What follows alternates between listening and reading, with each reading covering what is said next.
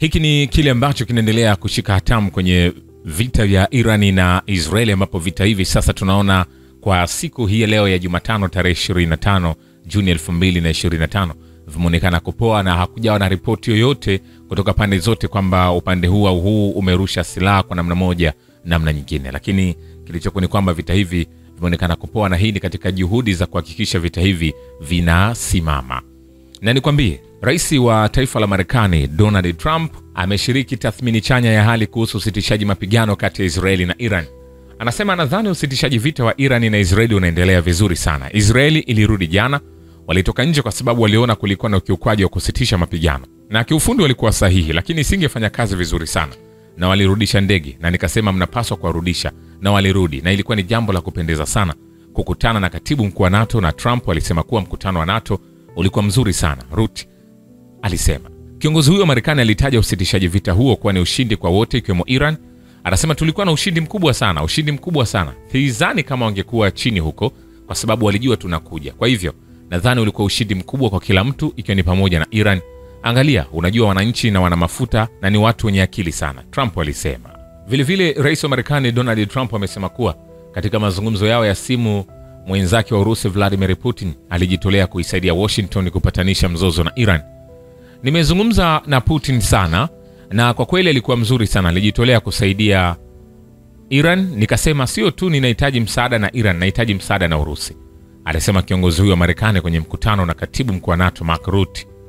Hapo awali msaidizi wa Kremlin Yuri Ushakov alisema kuwa katika mazungumzo ya simu na Trump ya Juni 14, Putin alilaani operesheni ya Israeli dhidi ya Iran na alionyesha wasiwasi mkubwa juu ya uwezekano wa kuongezeka kwa mzozo huo ambao ungekuwa na matokeo yasiyotabirika kwa Mashariki ya Kati nzima.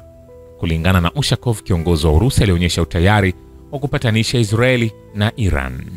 Vile vile, Iran imesitisha mashambulizi ya kulipiza kisasi dhidi ya Israeli kufuatia kumalizika kwa uhasama ulioanzishwa na taifa hilo la Kiyahudi, licha ya kuwa haijatia saini makubaliano yoyote rasmi ya kusitisha uhasama. Kwa mujibu wa naibu waziri wa mambo ya nje Said Khatibzadeh, hatukuwa na makubaliano yoyote ya maandishi na utawala wa Kizayuni ambayo yalijumuisha masharti maalum. Kilichotokea ni kusitishwa kwa uchokozi na Wazayuni, na wakati huo Iran ikiwa imejitayarisha haitafanya mashambulizi yoyote zaidi, Khatibzadeh alisema, kama ilivyoripotiwa na shirika la Mehr. Pande zinazohusika katika mzozo wa Iran na Israeli zimeanza kutambua hitaji la kurejesha hali kwenye njia ya kisiasa na kidiplomasia. Waziri wa mambo ya nje wa Urusi Sergei Lavrov anasema wakati wa hotuba kwa wafanyakazi kitivo na wanafunzi katika wizara ya mambo ya kigeni ya Turkmenistan na taasisi yake ya uhusiano wa kimataifa. Vile vile, ni kwambia Marekani, Israeli na Iran zinatuma ishara chanya na hatua ya kweli kuelekea kusuluhisha mzozo itakuwa kitulizo cha kukaribisha kwa wote. Waziri wa mambo ya nje wa Urusi Sergei Lavrov anasema wakati wa hotuba kwa wafanyakazi. Jana tulisikia taarifa za kutia moyo kutoka Washington, Tehran na Tel Aviv, ingawa baadaye zilifuatwa na matamshi yenye utata na kinzani. Nina tahadhari kuhusu kukumbatia matamanio, lakini ikiwa mawazo haya yatatekelezwa kweli na tutafanya sehemu yetu kuunga mkono mchakato huo, ninaamini jumuiya nzima kimataifa itapumua.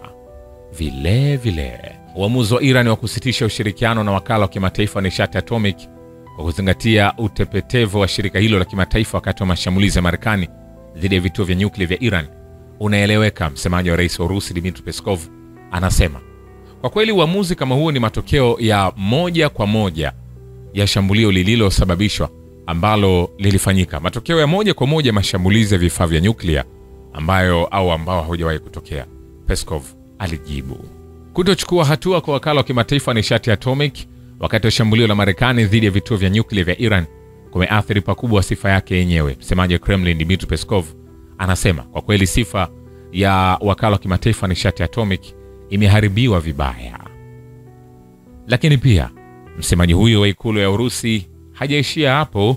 Pia anasema hakuna mtu anayeweza kufanya tathmini ya kweli ya upeo wa uharibifu uliofanywa kwa vituo vya nyuklia vya Iran na mashambulizi ya hivi karibuni ya Israeli na Marekani.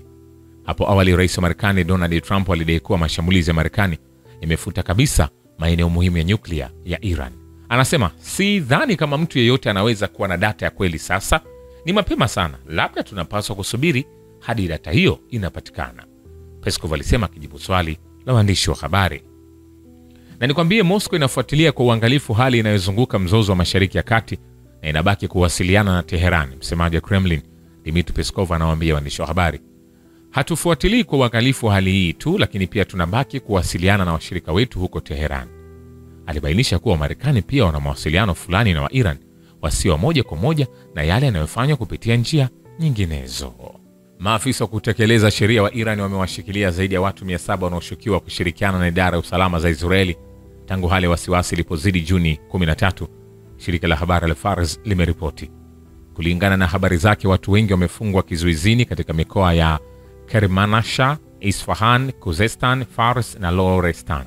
Shirika hilo la habari pia limesema wafungwa hao wanatuhumiwa kurusha ndege ndogo zisizo na rubani kwa maslahi ya Israeli, kuunda mabomu ya kujitengenezea nyumbani na kupiga picha za vituo vya kijeshi kwa nia ya kuhamisha habari zaidi kwa maeneo ya kijasusi ya Israeli. Fars ilidokeza kuwa tangu Juni 13 maafisa wa kutekeleza sheria mjini Teherani pekee wamekamata zaidi ya ndege 10,000 ndogo zisizo na rubani. Iran iko mbali zaidi na silaha ya nyuklia baada ya mashambulizi ya Marekani kwenye vituo vyake vya nyuklia. Waziri wa mambo ya nje wa Marekani Marco Rubio anasema jambo la msingi ni kwamba wao wa Iran wako mbali zaidi na silaha ya nyuklia leo kuliko walivyokuwa kabla ya rais wa Marekani Donald Trump kuchukua hatua hii ya ujasiri.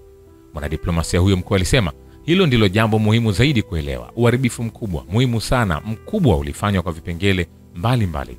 Kulingana na Rubio, Iran sasa ina uwezo mdogo kuliko ilivyokuwa wiki moja iliyopita kuunda haraka silaha za nyuklia. Vitendo vya Israeli na Marekani ambavyo vilianzisha uchokozi dhidi ya Iran viliimarisha tu azma ya nchi hiyo kuendeleza mpango wake wa nyuklia. Waziri wa mambo ya nje Abbas Araghchi anasema uchokozi wa Israeli na Marekani utakuwa na athari chanya kwenye dhamira ya Iran ya kuendelea kufanya kazi kwenye mpango wake wa nyuklia. Inaimarisha nia yetu na inatufanya tuwe wastahimilivu zaidi na wenye maamuzi. Tumefanya juhudi kubwa kufikia mafanikio haya ya kiteknolojia. Wanasayansi wetu wanajitolea sana, hata kutoa maisha yao ili kufikia lengo hili. Watu wetu walivumilia swala hili la vita kwa wazi. Hakuna taifa letu ambalo limevumilia vikwazo vya Iran kwa hili. Itaachana na teknolojia hizi. Mwanadiplomasia huyo mkuu alisema mpango wa nyuklia wa Iran siku zote umekuwa wa wazi na umekuwa ukisimamiwa na wakala wa kimataifa nishati ya atomic, aliongeza. Nikwambie hivi, hatujamaliza. Shukran kwa Babu Kivita na historia ya dunia. Mimi ni Richard Shio, The Rich Voice. Ni follow Instagram na TikTok kama Rich Voice Official. Asante.